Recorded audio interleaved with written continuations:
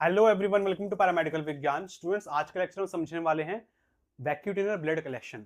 Vacutainer blood collection यानी कि आपको जैसे दिख रहा है ये आपको दिख रहा होगा, एक होल्डर है, इधर इसमें निडल लग रखी है। ये क्या होता है, इससे हम क्या करते हैं, कलेक्शन करते हैं, ब्लड विड्रॉ करते हैं। तो एक तो आपका मेथड है सिरिंज के थ्रू, कि हम सिरिंज की हेल्प से क्या कर सकते हैं, ब्लड कलेक्शन कर सकते हैं। ठीक है, जो कि आपने नॉर्मली देखा होगा। आजकल क्या चल रहा है, ये चल रहा है, वैक्यूटेनर ब्लड कलेक्शन चल रहा है। तो इससे हम कलेक्शन कैसे करते हैं, सबसे पहले आप प्रैक्टिकल देखो, फिर आपको उसकी थ्योरी बताता हूँ मैं। तो सबसे पहले हम पेशेंट के टॉर्निके बांधेंगे 3 से 4 इंच ऊपर, जो भी हमारे कलेक्शन की साइट है उससे। टॉर्निके बांधने के बाद हम वेन फील कर लेंगे जिस वेन से हमको कलेक्शन करना है। इसके बाद 70% आइसोप्रोपाइल अल्कोहल से इसको हम अच्छे से वाइप करेंगे, यानी कि डिसइंफेक्ट करेंगे inner to outer circular motion में। इसके बाद उसको सूखने के लिए थोड़ा टाइम देंगे। देन हमारी निडल हम इंसर्ट कर देंगे पेशेंट की वेन में। तो देखिए इस तरीके से निडल हमने इंसर्ट कर दी। अब हम हमारी वाइल लेंगे, वैक्यूम असिस्टेड वाइल है ये, इसमें ऑटोमेटिकली वैक्यूम है, देखिए ऑटोमेटिकली इसमें ब्लड फिल हो रहा है। टॉर्निके हम रिमूव कर देंगे क्योंकि 1 मिनट से ज़्यादा हम टॉर्निके नहीं बांधते हैं। अब आपको अगर और सैंपल चाहिए तो आप क्या करेंगे, हमारी वाइल चेंज कर लेंगे। फॉर एग्जांपल इसमें आप देख सकते हैं दूसरी वाइल में सैंपल ले लिया। ये आपकी EDTA वाइल है, इसमें आपका एंटीकोगुलेंट है। तो इसमें आपका जो ब्लड होगा आने के बाद इसको हम क्या करेंगे, अच्छे से मिक्स करेंगे। तो आप देख रहे हैं कि नीडल आपकी प्रॉपर वेन के अंदर ही है और हम सिर्फ और सिर्फ आपकी वाइल चेंज कर रहे हैं। तो डायरेक्टली इससे सैंपल क्या हो रहा है, आपके वैक्यूटेनर या फिर वाइल के अंदर कलेक्ट हो रहा है। तभी इसको हम क्लोज सिस्टम भी बोलते हैं, close system of blood collection. अच्छे से इसको मिक्स कर लेंगे। देन हम क्या करेंगे, कॉटन रख के नीडल को रिमूव कर लेंगे। तो जैसे कि आपने सारा प्रैक्टिकल देख लिया है, अब हम समझते हैं इस वैक्यूटेनर ब्लड कलेक्शन के बारे में, जो आपको थ्योरेटिकली जानना बहुत इंपॉर्टेंट है। तो देख लो, वैक्यूटेनर ब्लड कलेक्शन जो है, इसको हम कैसे कर रहे हैं, इससे हम ब्लड कैसे कलेक्ट कर रहे हैं, बेसिकली वेन को पंचर करके। वेन पंचर, वेनी पंचर बोल सकते हैं। हमारी जो ब्लड वेसल होती है 3 टाइप की होती है, आर्टरी, वेन और कैपिलरी। तो वेन को हम पंचर करके क्या कर रहे हैं, ब्लड कलेक्शन कर रहे हैं। ठीक, तो उसको हम क्या बोलते हैं, वेनस ब्लड कलेक्शन भी बोलते हैं। तो venous blood collection is the process of drawing blood. इसमें हम क्या कर रहे हैं, ब्लड को निकाल रहे हैं। किससे निकाल रहे हैं, वेन से निकाल रहे हैं। क्यों निकाल रहे हैं, डायग्नोस्टिक पर्पसेस के लिए। डायग्नोस्टिक पर्पस जैसे कि आपको CBC करना है, लीवर की जांच करनी है, थायराइड की जांच करनी है, एक्सेट्रा एक्सेट्रा, और ब्लड टेस्ट करनी है। तो उसके लिए हमको ब्लड तो चाहिए ना। तो ज़्यादातर हम कहाँ से ब्लड निकालते हैं, वेन को पंचर करके हम ब्लड निकालते हैं। ओके, तो आप जैसे ये देखोगे इस इमेज में आपको दिख रहा होगा, जैसे कि अभी हमने प्रैक्टिकल में भी देखा, तो ये आपका होल्डर है, पीछे आपकी ट्यूब है। ठीक है, वैक्यूम असिस्टेंट ट्यूब। तो ये हमने इसके थ्रू क्या कर रहे हैं, डायरेक्टली जो आपका सैंपल है वो आपकी ट्यूब में ऑटोमेटिकली कलेक्ट हो जाता है। और ये अपना नीडल हम इसमें डाल के रखते हैं। बस हमको क्या करना पड़ता है, पीछे से हमने ट्यूब चेंज करते हैं, जैसे अभी हमने करके देखा। तो वैक्यूटेनर ब्लड कलेक्शन का जो मेथड है, ये जो मेथड है, इस मेथड के बारे में समझते हैं अभी, जो कि आपको जानना बहुत इंपॉर्टेंट है। तो ये देख लो, vacutainer method is a close system. ये क्या है, जो वैक्यूटेनर मेथड होता है ना, ये क्लोज सिस्टम होता है। क्लोज्ड सिस्टम, क्लोज सिस्टम बोलते हैं इसको। सिरिंज से कलेक्शन अगर होगा तो उसको हम बोलेंगे ओपन सिस्टम, और अगर आपका वैक्यूटेनर से कलेक्शन होगा उसको हम बोलेंगे क्लोज्ड सिस्टम। अब क्यों होता है ऐसा, close system of blood collection where blood is directly collected into vacuum tube. इसमें क्या हो रहा है, आपका जो ब्लड है उसको हम डायरेक्टली किसमें डाल रहे हैं, किसमें ले रहे हैं, डायरेक्टली वैक्यूम ट्यूब में। जबकि सिरिंज में हम क्या करते थे, पहले सिरिंज से सारा ब्लड जितना चाहिए कलेक्ट कर लिया, उसके बाद हम उसको ट्यूब में डाल रहे हैं। वो होता है आपका ओपन कलेक्शन। तो उसमें क्या होगा, जो आपका ब्लड है वो आपके इन्वायरमेंट के संपर्क में आ गया। ठीक है, जो आपका बाहर का वातावरण है उसके संपर्क में आ गया, सिरिंज के थ्रू कलेक्शन आप करेंगे तो। लेकिन वैक्यूटेनर में क्या होता है, आप डायरेक्टली ट्यूब में ब्लड ले रहे हैं, तो आपका बाहरी इन्वायरमेंट का जो एक्सपोजर होगा वो नहीं हो पाता। तो बाहर के वातावरण के संपर्क में ये नहीं आ पाता है, इसी वजह से इसको क्लोज सिस्टम कहा जाता है। ओके, बहुत इंपॉर्टेंट है, याद रखना। वैक्यूम, इसका प्रिंसिपल क्या है, मेन किस सिद्धांत पे काम करता है, ये पूरा प्रोसेस जो है वैक्यूटेनर ब्लड कलेक्शन का किस सिद्धांत पे है। तो vacutainer tubes contain pre created vacuum. तो हमारे जो वैक्यूटेनर ट्यूब्स होती हैं ना, जो ब्लड कलेक्शन ट्यूब होते हैं, जो कि हमने प्रैक्टिकल में देखी अभी, EDTA, आपकी फ्लोराइड वाइल देखी, प्लेन वाइल देखी, इसमें क्या है, ऑटोमेटिकली इसमें क्या होता है, वैक्यूम होता है। क्या होता है, पहले से ही क्रिएट करा हुआ वैक्यूम होता है। तो जैसे ही हम निडल जो पेशेंट की वेन में घुसी हुई है, उस निडल के साथ जो हम आपकी ये ट्यूब अटैच करेंगे, ट्यूब के साथ जैसे आप नीडल के साथ जैसे ट्यूब लगाएंगे तो क्या होगा, आपका जो ट्यूब में ऑटोमेटिकली जो था वो ब्लड भरने लग गया था ऑटोमेटिकली। वैक्यूम आपका, वैक्यूम से वजह से क्या होगा, आपका सारा सारा ब्लड उसमें खिंचने लग जाएगा। तो जितना ब्लड आएगा, जितना ब्लड आएगा, the amount of blood collected depend on the vacuum present in the tube. तो उस ट्यूब में कितना वैक्यूम प्रेजेंट है, उस वैक्यूम प्रेजेंट कितना वैक्यूम है, उस वैक्यूम की क्वांटिटी के अकॉर्डिंग ही आपका ब्लड उस वाइल के अंदर आएगा। ठीक है, उतना ही ब्लड कलेक्ट होगा जितना वैक्यूम होगा, इन शॉर्ट। ठीक है, वैक्यूम कम तो ब्लड भी कम ही आएगा उस ट्यूब के अंदर, वैक्यूम ज़्यादा होगा तो ब्लड भी ज़्यादा आएगा उस ट्यूब के अंदर। ठीक, ये मेन सिद्धांत है इसका। साइट, अब आपको ये कलेक्शन करना होता है, जैसे आपने अभी इधर से देखा तो इसको हम क्या बोलते हैं, ये आपको साइट बता रहा हूँ या फिर जगह बता रहा हूँ। ठीक है, आपकी ये जो जगह है, जगह क्या है, जगह क्या बोलते हैं, साइट क्या बोलते हैं, मीडियन क्यूबाइटल फोसा, या फिर इसको हम बोलते हैं एंटी क्यूबाइटल फोसा। ये हो गई जगह। ठीक, ये वाली जगह की बात हो रही है। ठीक है, ये वाली जो जगह आपको दिखाई इसको हम क्या बोलेंगे, मीडियन क्यूबाइटल फोसा या फिर एंटी क्यूबाइटल फोसा। और जो ये वाली जगह होती है, अगर हमको यहाँ से ब्लड नहीं मिलता, आपने देखा होगा यहाँ से निकालते हैं, इसको हम क्या बोलते हैं, इसको हम बोलते हैं डोर्सल वेनस आर्क। ठीक है, dorsal venous arch of the hand, हाथ की dorsal venous arc.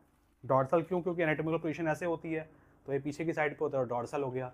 Dorsal Venus, इधर वेनस आर्क होती है। ठीक, तो ये हो गई मेन जगह। अब आपसे कोई वेन्स के नाम पूछे कि किस वेन से कलेक्शन करते हैं, तो मोस्ट प्रेफर्ड जो वेन होती है, सबसे ज़्यादा प्रेफर्ड जो वेन होती है वो कौन सी होती है, मीडियन क्यूबाइटल वेन। ठीक, तो आपकी जो मीडियन वेन है, मीडियन क्यूबाइटल वेन है ये वाली, इससे हम ज़्यादातर ब्लड निकालते हैं। इसके अलावा सिफेलिक वेन से, ये वाली जो सिफेलिक है, इसके अलावा आपकी जो ये वाली बेसिलिक है, इन दोनों वेन से भी ब्लड निकाला जाता है। ज़्यादातर प्रेफर्ड आपकी ये करी जाती है। इसके अलावा अगर यहाँ से ब्लड नहीं मिल पा रहा है तो हम कहाँ से निकालते हैं, इधर से निकालते हैं, तो हम क्या बोलेंगे, डॉर्सल हैंड वेन्स। ठीक, डिफिकल्ट केस में क्या होगा, डॉर्सल हैंड की जो वेन्स हैं उनसे हम ब्लड कलेक्शन करते हैं। ठीक, ये इतना समझ में आ गया, साइड समझ में आ गई। अब इसके बाद आप देखो इंडिकेशन कि आपका ये टेस्ट, आपका जो ब्लड है वो हम क्यों निकाल रहे हैं। वो आप निकाल रहे हैं रूटीन लैब इन्वेस्टिगेशन के लिए, जैसे कि पेशेंट को सीबीसी करवाना है, शुगर की जांच करनी है, LFT liver function test perform करवाना है, किडनी की टेस्ट की जांच करवानी है, लिपिड की प्रोफाइल हो गई, सीरोलॉजिकल का कोई टेस्ट हो गया, हार्मोन के टेस्ट हो गए, इन सब के लिए हम वेनस ब्लड कलेक्शन करते हैं। यह बहुत कॉमन है। इक्विपमेंट्स क्या क्या लगे थे अपने को, क्या क्या चीज़ें चाहिए थी अपने को कलेक्शन के लिए, उसमें आपका था वैक्यूटिनर सिस्टम। वैक्यूटिनर सिस्टम में आपका क्या प्रेजेंट था, उसमें था आपका डबल एंडेड नीडल और होल्डर, जिसको हम अडेप्टर भी बोलते हैं। पहले आप इस पॉइंट को समझ लो अच्छे से, एक एक चीज समझ लो। तो देखो, सबसे पहले आप ये देखो, ये है होल्डर, इसको हम क्या बोलते हैं, इसको हम बोलते हैं होल्डर, या फिर इसको हम बोल सकते हैं अडेप्टर। ठीक, होल्डर या फिर अडेप्टर। ठीक, ये क्या होती है, हमारी निडल होती है, इस फॉर्म में आती है ये निडल। ठीक है, ये हमारी निडल होती है, इसको ओपन करेंगे और इसमें लगा देंगे होल्डर में।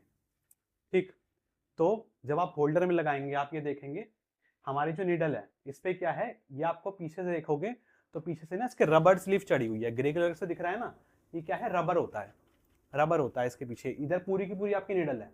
तो जब इसमें वैक्यूम वाली ट्यूब हमने लगाई, ये ब्लड कलेक्शन वाली वाइल है, जब ये लगाई तो आप ये देखोगे निडल इसमें दिख गई, क्योंकि जो रबड़ थी वो पीछे हो गई, रबड़ थी वो पीछे की साइड पे होगी, निडल इसके अंदर आ गई, निडल हमारी वैक्यूटिनर ट्यूब के अंदर घुस गई, और ये पूरा आपका वैक्यूम असिस्टेड पूरा हो गया, और आपका वैक्यूम पूरा इसमें क्रिएट हो गया, और आपका जितना वाइल में वैक्यूम होगा उतना आपका ब्लड वेन से निकल आएगा। ठीक है, तो ये आपकी निडल हो गई आगे वाली। ठीक, बाकी ये पूरा आपका होल्डर तो है। इसके अलावा बटरफ्लाई निडल भी होती है, ये भी देख सकते हो आप। बटरफ्लाई निडल में आपका एक छोटा सा कैथेटर लगा होता है। ठीक, बाकी आपको ये निडल के बारे में और अच्छे से बताऊं मैं, तो ये देखो जो आपकी निडल है वो एक्चुअली में इस तरीके की होती है। निडल का जो कवर होता है वो इस तरीके का होता है, ये कंटेनर होता है, इस कंटेनर को हम ओपन करते हैं, ओपन करके आप ये देखोगे, इस जो आपकी नीडल है इसमें आप देखोगे अच्छे से कि इस तरीके से ना राउंड राउंड हो रखा है, तो ये कसने के लिए होता है, जो आपका होल्डर होता है ना उसके साथ ये कस जाता है अच्छे से नीडल, ठीक है, ताकि आपको वैक्यूम बनने में दिक्कत ना हो, तो अच्छे से ये कस जाता है। और आगे आपके नहीं देख सकते हो पूरी पूरी नीडल है, ये इसका कटिंग एंगल है, बेसिकली आपका ये क्या है, बेवल है, ठीक है, ये आप देखोगे बेवल है, जो कि मैंने आपको बताया कि हमेशा बेवल को हम ऊपर रखते हैं, ऊपर की साइड पे आप रखते हैं, ये आपको कट देखने को मिल रहा होगा, देख रहे हो, ये कट सा देखने को मिल रहा है, ये हमेशा ऊपर की साइड पे होगा। ओके, बाकी आपकी पूरी पूरी निडल हो गई, ये आपका हब हो गया निडल का, और पीछे क्या है, रबर स्लीव है, जो कि आपकी पीछे की साइड पे हो जाएगी, जैसे ही हम ट्यूब घुसाएंगे तो ये आगे की साइड पे आ जाएगी, या फिर आप बोल सकते हो पीछे की साइड पे हो जाएगी, और निडल जो होगी डायरेक्टली ट्यूब के अंदर घुस जाएगी। अब प्रोसीजर क्या था, प्रोसीजर हमने सारा सारा देख लिया, अभी कैसे करते हैं एक बार उसको थियोरेटिकली समझ लेते हैं। तो प्रोसीजर देखो, पेशेंट प्रिपरेशन, सबसे पहले हमको पेशेंट प्रिपेयर करना है, यानी कि पेशेंट को प्रोसीजर के बारे में समझाना है और पेशेंट की आइडेंटिटी कंफर्म करनी है, जो आपका बेसिकली फॉर्म है उससे मैच करना है कि सही पेशेंट से ही आप कलेक्शन कर रहे हो ना, वो सब हमको चेक कर लेना है। उसके बाद पेशेंट रेडी है, फिर हम क्या करेंगे, सबसे पहले प्रोमिनेंट वेन सेलेक्ट करेंगे कि किस वेन से हम कलेक्शन कर सकते हैं, हाँ इस वेन से आपका ब्लड आ जाएगा, जितनी भी उंगली करके देखनी है सबसे सब कुछ आप पहले करके देख लो, ठीक है, कि आ जाएगा नहीं आ जाएगा। अब क्या करो, आप करो टॉर्निके अप्लाई, ठीक है, टॉर्निके कहाँ पे अप्लाई करना होता है, हमेशा 3 से 4 उंगली, 3 से 4 उंगली ऊपर आपका क्या करते हैं, 3 से 4 इंच ऊपर आपका टॉर्निके बांधते हैं, जहाँ से हमको कलेक्शन करना है उससे 3 से 4 इंच अबव आपका टॉर्निके बांधेंगे। टॉर्निके बांधने के बाद क्या करेंगे, आप साइट को क्लीन करेंगे, जो आपकी जगह है उसको क्लीन करेंगे, जो भी आपकी वेन सिलेक्शन है इस प्रोसेस से साइट क्लीनिंग से पहले कर लेना, जितना भी आपको फील करके देखना है, पाल्पेट करना है, पाल्पेट करके देख लेना। क्लीनिंग के बाद पाल्पेशन मत करना, आपकी फिंगर से टच मत करना जगह को, ठीक है। तो clean with 70% alcohol, 70% isopropyl alcohol होता है, उससे हम क्या करते हैं, वाइप करते हैं जगह को, डिसइंफेक्ट करते हैं। कैसे करते हैं, सर्कुलर मोशन में करते हैं, अंदर से बाहर की तरफ करते हैं, ठीक है। इसको वाइप करने के बाद, अल्कोहल से वाइप करा तो तुरंत नहीं कि तुरंत आपको नीडल डाल देनी है, उसको एक बार सूखने के लिए समय दो, लेट इट ड्राई, ठीक है, यानी कि गीले गीले में डाल दिया, सूखने दें, अल्कोहल को पहले उड़ने दो उस जगह से, ठीक है, वरना हीमोलाइसिस का चांस होता है, जब आपका कलेक्शन करोगे तो उसमें आपके आरबीसी टूट सकते हैं। उसके बाद क्या करेंगे, हम इंसर्ट करेंगे नीडल को, जो आपके वैक्यूम नीडल है उसको हमने इंसर्ट करेंगे, किस एंगल पे इंसर्ट करेंगे, 15 से 30 डिग्री एंगल पे नस में डालेंगे। अटैच वैक्यूटिनर ट्यूब, अब हम क्या करेंगे, वैक्यूटिनर ट्यूब जो है, ब्लड आपका आ जाएगा तो पीछे की साइड से हम क्या करेंगे, वैक्यूटिनर ट्यूब लगाते हैं, तो हम वैक्यूटिनर ट्यूब लगाएंगे। Push tube into the holder, तो ट्यूब को हम किस में कर रहे हैं, होल्डर में लगा रहे हैं। जब होल्डर में लगाएंगे तो क्या होगा, blood start flowing automatically, blood अपने आप भरना शुरू हो जाएगा, ठीक, बहुत आसान है ये, सिरिंज से आसान मेथड है आपका। अब क्या हो जाएगा, जितने भी आपको ट्यूब में आपको ब्लड लेना है उतना ले लो, fill tube, allow tube to fill completely, सारी ट्यूब आपकी जो जितनी भी आपको कलेक्शन करनी, जो आपकी ट्यूब्स रिक्वायरमेंट है ब्लड टेस्ट के लिए, उसको आप ले लेंगे according to order of draw, उसको फॉलो करते हुए।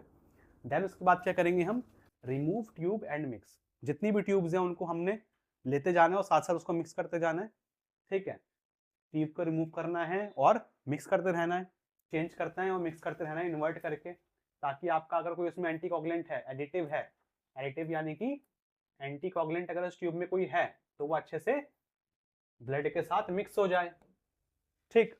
उसके बाद क्या करेंगे हम, रिलीज टॉर्निके बिफोर रिमूविंग नीडल, आपका जो टॉर्निके है उसको आप रिमूव कर देंगे, ठीक, पहले आप टॉर्निके रिमूव करेंगे, देन उसके बाद आप क्या करेंगे, कॉटन की हेल्प से प्रेशर देके आप प्रेशर देंगे और आपका जो निडल है उसको बाहर निकाल लेंगे, ठीक है, आपके निडल कॉटन रख के आप निडल बाहर निकाल लेंगे, देन उसके बाद प्रेशर देके पेशेंट को हैंड फोल्ड करवा देंगे, ठीक है, आफ्टर निडल रिमूवल, ठीक है, कॉटन लगा के प्रेशर लगाने को बोलेंगे, पेशेंट को बोलेंगे थोड़ा सा दबा लो ताकि ब्लड बाहर ना निकले, ठीक। तो इस तरीके से हम कलेक्शन करते हैं। अब इसके प्रिकॉशंस क्या हैं, सावधानियां क्या क्या बरतनी है अपने को, कि आपका जो टॉर्निके है उसको आपको 1 मिनट से ज़्यादा नहीं बांधना।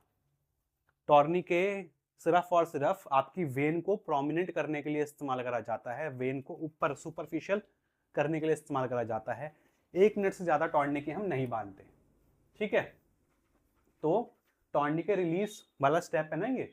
तो इससे पहले अगर आपको लग रहा है कि आपके ज़्यादा वाइल्स हैं तो आप टॉर्निके रिमूव कर सकते हो। अगर आपको लग रहा है 1 मिनट से ज़्यादा होने वाला है या फिर 1 मिनट हो चुका है हमारा, तो आप टॉर्निके रिमूव कर दो, कोई दिक्कत नहीं है।